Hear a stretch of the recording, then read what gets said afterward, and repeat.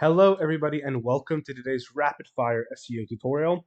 This one covering how to find clients in your local area, how to find clients online, and how to find clients just in general using various forms of lead generation for SEO and business. Okay, so this is going to be a really rapid fire review. And just to kick it off with, we're going to start with the simplest way of actually finding clients going to a place and asking them if they're interested. All right. You can either do this in person or over email if you've got their email. That's called cold emailing. You can call them up and say, hey, look, I'm doing this. Are you interested? Are you not? You can leave. Or what I found to be the most effective way, going in person, speaking to them and say, hey, look, I do websites. I build websites. I market people. Are you interested? This is the price range. What is your options? Have a discussion with them.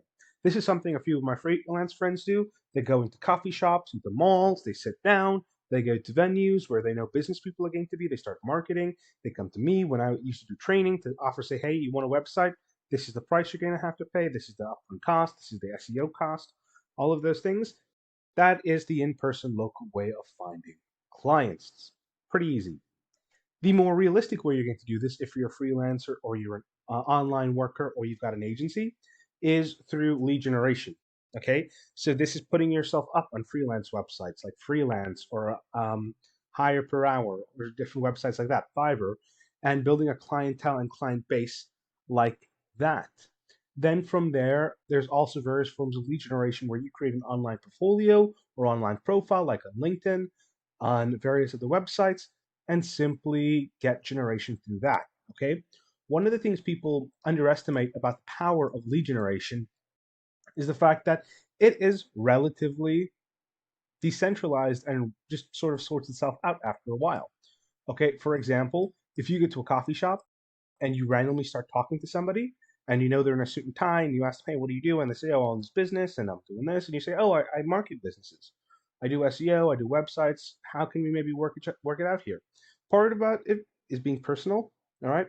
Because when you're online, you get a lot of impressions, you get a lot of leads, but not many consistent clients. When somebody meets you and they like you, that's when you're really going to start generating lots more clients for this, okay?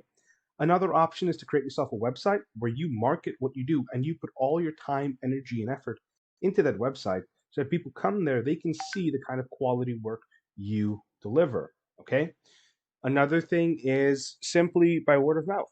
Okay. A lot of business people stay in contact, they're in the same circles, and they will talk about it. For example, when I was building websites when I was much younger, a lot of my clientele were psychologists because psychologists talk to each other. They're in the same classes, they're in the same meetings, the same calls, and they end up communicating. They say, "Oh, this person did a great job with my website.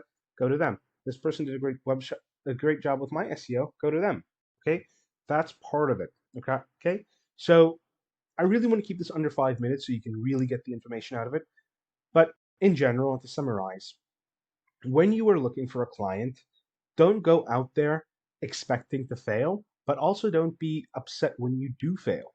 Because if you can put the idea out there and you can get them interested or listening to you, at least for a little bit, the idea is there and maybe you can come back at a later date.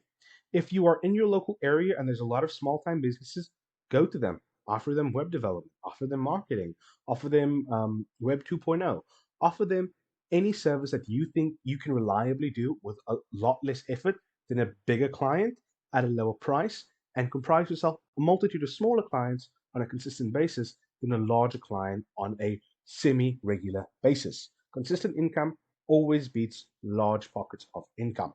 Okay. Then another option you've got is to go towards a client and say, look, I am interested in building your website. This person might say, oh, I'm not interested, but I know somebody who's looking for this. Could I put you in contact with them? That's another way of doing it. Okay.